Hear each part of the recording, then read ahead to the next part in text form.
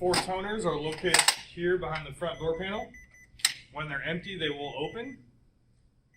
The black toner, when empty, is also used to hot swap with your waste toner cartridge down here below.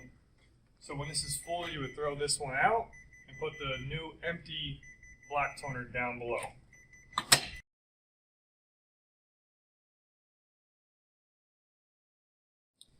Your sub power switch is right here, a push button, and the main power switch is located in the back right next to the power cord.